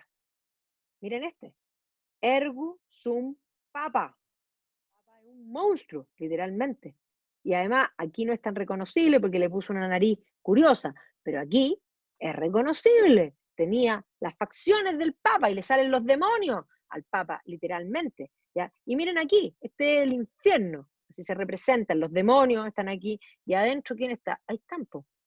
¿Ya? Y por lo tanto, Lutero va a escribir contra el papado de Roma, fundado por el diablo, literalmente. O sea, Lutero va a escribir muchas obras bastante hoy día cuestionadas, entre ellos también va a escribir contra los judíos y sus mentiras, ¿ya? Y por eso hoy día hay todo un revisionismo que acusa a Lutero de ser antisemita, entre otras cosas, y evidentemente es parte de la visión de la época. Y aquí vemos el infierno también, y ahí está el Papa, que le están sacando el gorrito, porque ahora, y lo pone de burro, como pueden ver, el Papa es un burro. Y miren por favor los obispos, el Papa con la lengua de serpiente, las mentiras, básicamente, es la visión. Miren aquí está, este es en el fondo el burro, que es un híbrido, los pecados, ¿ya? Que le salen el demonio, básicamente. Y mientras tanto, por el otro lado, la luz está en el centro, está Cristo, y aquí está Lutero, y aquí está el duque de Sajonia. Nosotros somos los buenos, y estos son los malos. Y mientras tanto la iglesia lo que plantea, y está en la estampilla que hizo el Vaticano, digamos, la celebración anterior, es que Lutero es el instrumento del demonio que lo usa, el demonio lo usa como su flauta, de alguna manera. Es la mentira, o sea, está en la ilustración un poco al revés. Y aquí también, que a Lutero es el demonio el que le habla. Pero las ilustraciones contra Lutero son mucho menos que las ilustraciones, en el fondo, que va a hacer a favor. Lutero, en el fondo, con sus 7 cabezas. ¿Ya? Martinus Luther, sieben Kopf. Las 7 cabezas de Martín Lutero, en el fondo, las influencias políticas que hay detrás de Lutero. Y así, finalmente, después de un tiempo, el Papa se preocupa y en 1520 le manda una bula de excomunión, que se llama la bula Exsurge Domine. Lutero recibe la bula y, junto con otros documentos pontificios, la quema. Y cita el Salmo 9, dice, ya que has confundido la verdad o a los santos de Dios, hoy el Señor confunde, en el fondo te confunde a ti. al fuego contigo, y quema la bula. Y es en ese minuto, cuando Lutero quema la bula, cuando Lutero decide romper con la iglesia. Antes de eso era sedicioso, pero si el Papa le hubiese mandado la bula y él le hubiera dicho, me arrepiento, todavía habían opciones, y todavía van a haber opciones. Entonces, Lutero quema esta bula, que es el acto de rebeldía, y un poco el fuego se usa para quemar la herejía, por lo tanto, no la rompe, la quema porque considera que la iglesia es hereje, ¿ya? Y aquí vemos, miren por favor esta ilustración, o sea, mi hijo chico se mataba de la risa, hoy día cuando se la mostré, aquí está el Papa, y aquí se van los reformados, literalmente, miren lo que están haciendo, se bajaron los pantalones, y no tuvieron ningún problema de lanzar, podríamos decir, un buen hedor, ¿no es cierto?, a la cara literalmente del Papa. ¿Ya? Y aquí viene Lutero, bueno, en un burro, con sencillez y humildad, ayudando al pobre, a diferencia de, digamos, del papado. Lutero va a ser convocado a la dieta de Worms. La dieta es el equivalente al parlamento de lo que era el Sacro Imperio Romano Germánico. Alemania no existía como una unidad y por lo tanto habían distintos reinos, principados, ducados, en fin, y había una unidad política en torno al llamado Sacro Imperio Romano Germánico, donde había un emperador para ese entonces. El emperador era Carlos V. ¿Ya? De hecho, el último emperador firme alcanzó a ser el abuelo, que era Maximiliano de Habsburgo, y finalmente después de una pugna, porque esto también coincide con una pugna básicamente de guerra en relación a quién apoyar, y finalmente los electores, porque era un cargo electo, van a optar por Carlos V. Eso lo van a ver ustedes en la próxima clase, en 2 semanas más. Pero efectivamente Lutero va a la dieta de Worms, y aquí lo citan y le dicen, señor Martín Lutero, le ponen una mesa, le ponen los libros, y le dice, estos libros que están aquí, ¿los escribió usted? Y Lutero dice que sí. Básicamente en 1520, solamente en 1520, Lutero escribe 3 libros. Uno se llama De la libertad del cristiano, que es un libro considerado por la iglesia herético. Uno se llama De los príncipes, en el fondo, cristiano a la nación alemana, que es un libro no herético, sino que sedicioso, porque ese libro llama a los príncipes alemanes a no obedecer a Roma. Eso no es un libro herético, es un libro sedicioso. Pero de severo arbitrio, establece que no existe el libre albedrío. Eso es herético para la iglesia. En la visión de la iglesia católica, la libertad es lo primero. Y tú eres libre de hacer el bien o hacer el mal. Pero como tú eres libre, es tu responsabilidad. O sea, tus acciones tienen consecuencias. Y por lo tanto, si tú te mueres y te vas a un lugar caliente, al infierno literalmente, en la concepción teológica, significa que te lo ganaste solo y que no es culpa de nadie más que de ti. La visión teológica del libre albedrío implica en el fondo la visión, yo siempre digo que el primer estúpido fue Adán, y ahí está ejemplificado lo que es la libertad humana, porque cuando Dios le dice a Adán, después de que se comió la manzana que le pasó a Eva, ¿ya? Se come la manzana y Dios viene y le dice, Adán, ¿qué hiciste? Dice la típica estupidez de los que no entienden la libertad. Y dice, fue ella. Ah, no es mi culpa. Yo soy un pobre víctima. Víctima. ¿Víctima de qué? De que ella me tentó. Ah, entonces Adán nunca tuvo la opción de decir que no. Adán siempre fue libre. Adán siempre pudo decir que no. Lo que pasa es que fue un imbécil, que es distinto. ¿Ya? Y Eva, a su vez, cuando viene Dios y le dice, Eva, ¿qué hiciste? Eva dice, fue ella, la serpiente. Entonces de ahí viene esa cosa que mis problemas no son mi culpa. Es la culpa del empedrado, es la culpa de la sociedad, es la culpa del vecino, es la culpa de, en fin, en fin. Bueno, pero en la visión del cristianismo inicial y el catolicismo es que la libertad es individual y las responsabilidades son individuales. Y Lutero, en De Severo Arbitrio, lo que plantea es que no somos libres y que básicamente es Dios el que decide si te salva o no. Y tú puedes actuar muy bien, pero Dios puede decidir no salvarte. Acuérdense de Ockham. Dios es voluntad. Dios hace lo que quiere y le caíste mal. Y decidió que no te va a ayudar. Punto. Y por lo tanto no depende de ti. Lutero dice, textual, cree fuerte. Y dice antes, peca fuerte, esa es tu naturaleza, pero cree fuerte. Lo único que importa es la fe. No importan las obras. Eso es súper fácil, po.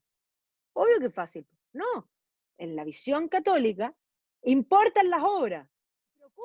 y ocúpate de hacer el bien, porque si te condenas es tu culpa. Ahora, en la visión de la predestinación, si te condenas no es tu culpa, y si te salvas tampoco. Ahora, Lutero va a partir de ser predestinista completo a ser semi-predestinista, y eso es lo que va a ir avanzando después en su vida. Pero en este minuto, ese libro es el que lo pone en problema. Y aquí vemos la ilustración que muestra la luz sobre Lutero, y le dicen que tiene que retractarse. Y Lutero dice que no va a hacer nada contra su conciencia, porque hacer eso es algo malo, y que Dios lo ayude. Amén. El emperador, Carlos V, le había enviado un salvoconducto, igual que a Hus. El salvoconducto del emperador Segismundo decía que entraba y salía sin que le hicieran nada. Pero Carlos V lo cumple. Lutero entra, Lutero comparece ante la dieta y Lutero sale. Ahora, cuando sale, el emperador lo nombra fuera de la ley. Y por eso los amigos, entre ellos el duque de Sajonia, lo raptan y se lo llevan a este castillo que se llama el castillo de Wartburg. Y aquí en este castillo va a estar encerrado varios años, básicamente 5 años, para ser específico. ¿Ya? En estos 5 años encerrados, o sea, es como la cuarentena nuestra, ahí en ese castillo, en esta mesa y en esa silla a mí me produce lumbago de imaginarme que en esa mesa y en esa silla Lutero tradujo la Biblia al alemán como regalo al duque de Sajonia.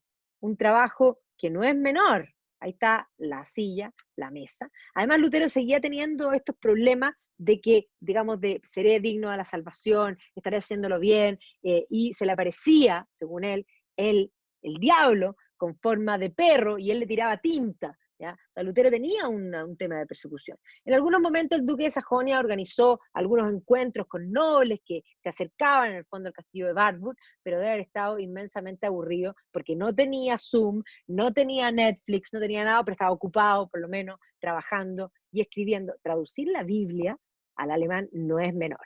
Y le va a dedicar esa Biblia, evidentemente, a su mentor, que era el duque de Sajonia. Ahí está luchando contra el mal y las reuniones que tenía en el fondo, que era lo único que tenía que hacer. Y aquí escribe. Ahora, finalmente se va a producir una revuelta de campesinos, porque seguidores de Lutero, específicamente un hombre que se llamaba Thomas Müntzer, quiere llevar la revolución de Lutero, no solamente en el ámbito religioso, sino que político-social.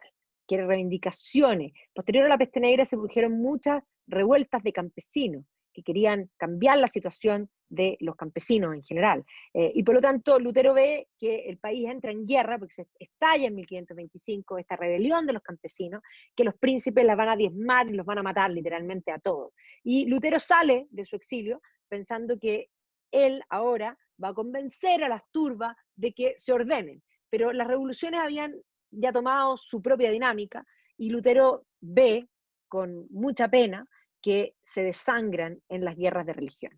Lutero va a colgar el hábito, ya evidentemente había renunciado a la iglesia, pero como estuvo encerrado todo ese tiempo, seguía vestido con sus ropajes de agustino, va a colgar el hábito y se va a casar con una ex monja, que es Caterina Bora, y de hecho va a tener varios hijos, y los últimos años de su vida se va a dedicar principalmente a su familia, y a ver cómo la reforma va a asumir a Alemania en guerra. Alemania va a estar en guerras de religión desde 1525, primero a 1555, donde se produce una primera paz que se llama la Paz de Augsburgo, que establece que según la religión del príncipe, la religión de la región. Y luego va a recrudecer la guerra, en la llamada Guerra de los 30 años, que va a estar en guerra hasta 1648. O sea, básicamente Alemania va a estar en guerra entre 1525 y 1648, donde se ratifica la paz de Augsburgo, que según la religión del príncipe,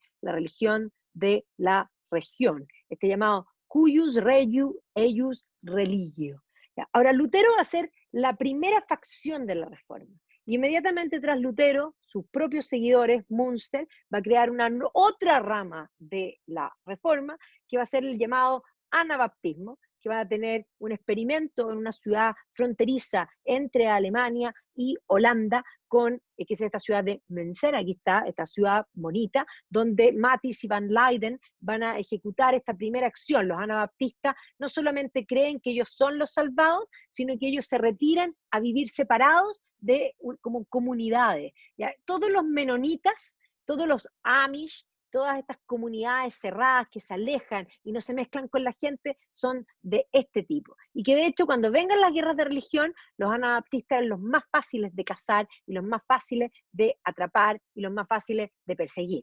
Por otro lado, va a haber otra rama que se va a crear desde Francia, pero en Ginebra, a través de Calvino. Calvino va a hacer una reforma desde Ginebra, y desde Ginebra se va a exportar hacia Francia. Los llamados hugonotes van a ser calvinistas, y luego hacia Escocia, donde otro líder que se llama John Knox va a hacer una reforma y va a crear la iglesia presbiteriana, que es una iglesia en el fondo calvinista, y el presbiterismo va a penetrar sobre Inglaterra. ¿Ya? Calvino es el más dramático de las, digamos, reformas, porque es totalmente predestinista, pero además considera que el hombre es lo peor que puede existir. Él dice que el hombre es estiércol frente a Dios, y que si Dios, que es su majestad, así lo llama, si Dios fuera por justicia divina, Dios debiera condenar a todos los hombres, pero por misericordia salva a algunos.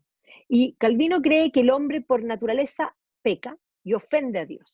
Y por eso Calvino cree que hay que reglamentar la vida, prohibirle todo al hombre para que no peque y para que no ofenda a Dios. Y por eso todos los calvinistas son puritanos. ¿Qué es el puritanismo? Ver pecado en lo que no es. Y básicamente lo que él hace en Ginebra es establecer que los pecados son crímenes civiles, y por lo tanto prohíbe usar los colores, porque los colores son pecaminosos, prohíbe los juegos, prohíbe la música, prohíbe todo. O sea, los calvinistas dejan fuera todo entretenimiento humano. ¿Ya? Es una cosa tremenda. Y por otro lado, Enrique VIII, que por razones personales y de lujuria básicamente, va a romper con la iglesia, pero luego en esa iglesia anglicana van a penetrar la reforma, podríamos decir, presbiteriana, y se va a combinar creando esta iglesia, digamos, este common prayer común, que básicamente permite todo menos los papistas. Y Europa va a quedar totalmente fragmentada. Y lo peor de las cosas es que van a comenzar las guerras de religión, que se van a extender, digamos, por todo el tiempo que va a venir de ahí en adelante. Y la iglesia se va a demorar, la iglesia católica se va a demorar muchísimo, hasta que finalmente va a convocar al Concilio de Trento, va a ratificar el credo niceano, que es creo en Dios Padre Todopoderoso, creador del cielo y la tierra, el credo niceano que se había hecho en el 325, la iglesia va a decir somos la misma, y básicamente va a iniciar lo que va a ser la contrarreforma. Y nuevas órdenes, como la creada por San Ignacio de Loyola, se van a convertir, los jesuitas, en el brazo derecho de la contrarreforma. Lutero inicia un movimiento que va a generar todos estos cambios religiosos y políticos que van a, digamos, ser parte del escenario del siglo siguiente y de ahí en adelante. Ha habido varias películas de Lutero, antiguas algunas, del fondo de los años 50, posteriormente, digamos, más tardía, los años 70, en los años, digamos, 2000, diría yo, y algo, Joseph Fiennes protagonizó esta película que es bien buena, que hizo la Liga Luterana, donde evidentemente Lutero es bueno, bueno, bueno, bueno, y el papado es malo, malo, malo, malo, pero la película, a pesar de eso, es buena. El duque de Sajonia es Peter Ustinov en uno de sus últimos papeles. Y para el 2017, los alemanes hicieron dos producciones, que habrá que verlas, yo ahora las voy a buscar, precisamente sobre Lutero, ya que creo que vale la pena ver. Libros, varios, salieron muchísimo en el 2017, algunos de ellos están traducidos, aquí puse dos, este es anterior, Lucien Febvre es un historiador francés importante, pero de los de que salieron en el 2017, principalmente estos dos que pongo aquí y el siguiente, son los que han sido más aclamados. A World Ablaze, en el fondo el surgimiento de Martín Lutero y el comienzo de la Reforma. ¿ya? Y aquí, 1517, esta idea, la invención de la reforma, porque en realidad ese es el relato, porque la reforma va a iniciar con la ruptura, no en 1517, eso es lo que hablábamos antes. Y este también de Rebels in Ranks, que es el otro que fue muy celebrado, y también empezó a aparecer por primera vez la figura de Caterina Bora. Apareció este libro de Caterina y Martín, o sea, este amor y cuánto ella influyó, y hoy día bajo todas las teorías de género han salido dos biografías de Caterina Bora. La Caterina Bora era una ex monja que básicamente va a ser la madre y los hijos de Lutero, pero le están dando un lugar importante en el concepto de reforma, ¿ya? Y que probablemente no es tan así como lo plantean, pero como hoy día queremos reinventar la historia desde el punto de vista que mejor nos acomode, básicamente eso es lo que aparece. Y sobre la reforma, bueno, este de Dermot McCulloch, que es uno de los buenos libros de la reforma, que además cuenta todas las variantes, y siempre los Oxford Illustrated History son un must, ¿ya? Y Peter Marshall es un estudioso de este periodo, por lo tanto, eso vale la pena. Y siempre las ilustraciones ahí son magníficas. Y solo cuando uno ve desde el arte comienza a comprender las cosas, cuánto el arte está al servicio de algo. La próxima clase en 2 semanas más, y no va a ser en día jueves, va a ser el día miércoles. Todas las demás son miércoles, pero yo este miércoles no podía, así que partimos jueves para no retrasarnos, pero después va a ser el miércoles 23 a las 19 horas. La Bárbara Bustamante les va a hacer una charla sobre Carlos V.